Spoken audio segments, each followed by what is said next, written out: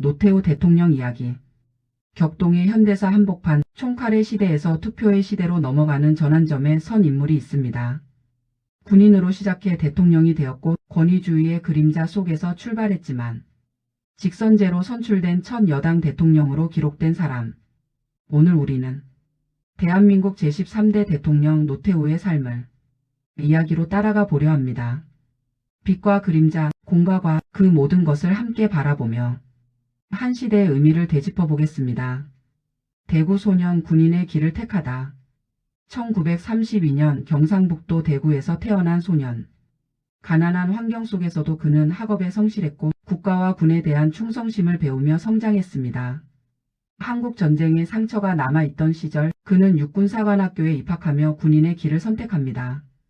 그 선택은 단순한 직업이 아니라 대한민국 현대사와 깊이 얽히는 운명의 시작이었습니다.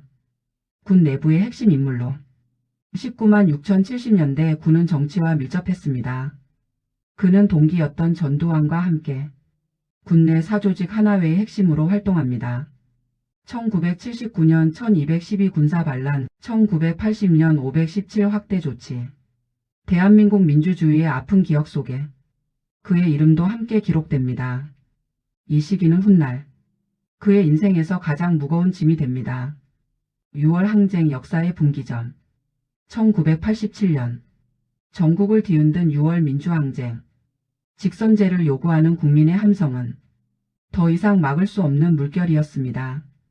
그때 여당 후보였던 그는 629 선언을 발표합니다. 직선제 개헌 수용, 대통령 직선제 실시 약속. 이 선언은 대한민국 민주주의 전환의 결정적 계기가 됩니다. 군 출신 인물이 직선제 개헌을 수용했다는 점은 역사적으로 큰 전환점이었습니다. 직선제 대통령 당선. 1987년 12월 대한민국 첫 직선제 대통령 선거. 야권의 분열 속에서 그는 36.6% 득표로 당선됩니다. 완전한 지지라기보다 시대의 과도기 속에서 선택된 대통령. 하지만 분명한 사실 하나. 그는 군부 권위주의 이후 헌정 질서 속에서 선출된 첫 대통령이었습니다. 서울올림픽 세계로 열린 대한민국. 1988년 서울올림픽. 냉전의 긴장 속에서도 동서 진영이 함께 참여한 역사적 대회였습니다. 대한민국은 전쟁과 독재의 이미지를 벗고 세계 무대에 당당히 등장합니다. 그의 임기 초반 국제적 위상은 크게 상승합니다. 경제 성장과 함께 국가 이미지 역시 변모하던 시기였습니다. 북방 외교의 성과. 그의 대표적 업적 중 하나는 북방 외교입니다. 소련 중국과의 수교 추진. 1990년 소련과 수교, 1992년 중국과 국교 정상화의 기반 마련. 냉전 구조를 넘어 실용 외교로 방향을 틀었습니다. 이는 이후 대한민국 외교 지형을 완전히 바꾼 결정이었습니다. 이 부분은 그의 정치적 유산 중 가장 높이 평가받는 영역입니다. 3당 합당과 정치의 복잡성. 1990년 여당과 야당 일부가 합쳐 3당 합당이 이루어집니다. 정치 안정이라는 명분. 그러나 민주화 세력 일부의 반발도 거셌습니다. 권력 유지인가, 전국 안정인가. 이 선택은 대한민국 정치 지형을 재편하는 사건이 됩니다. 퇴임 후 과거와 마주하다. 1993년 퇴임. 문민정부 출범 이후 군부 시절의 책임이 본격적으로 논의됩니다.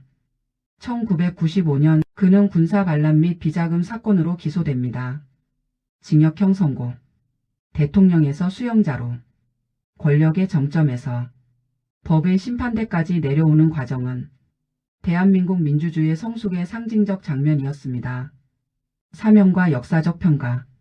1997년 국민통합 차원에서 사면됩니다. 이후 그는 공개 활동을 거의 하지 않았습니다. 그에 대한 평가는 엇갈립니다. 민주화 이행의 교두보인가, 군부 권력의 연장선인가. 그러나 분명한 것은 그의 시대를 거치며 대한민국은 직선제 민주주의를 정착시켰다는 사실입니다. 한 시대의 마침표. 2021년 그는 세상을 떠났습니다. 장례는 국가장으로 치러졌습니다.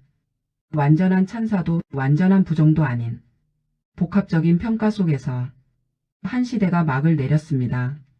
그의 삶은 대한민국이 군사 권위주의에서 민주체제로 넘어오는 과도기의 초상이었습니다.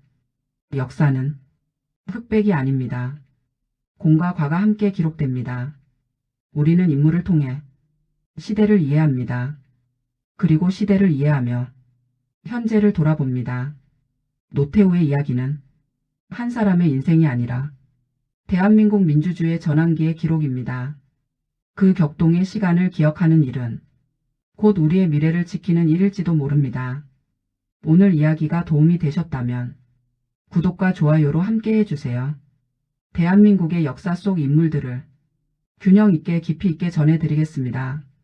다음 이야기에서도 또 다른 시대의 주인공을 만나보겠습니다. 여러분의 관심이 더 좋은 역사 콘텐츠를 만드는 힘이 됩니다. 감사합니다.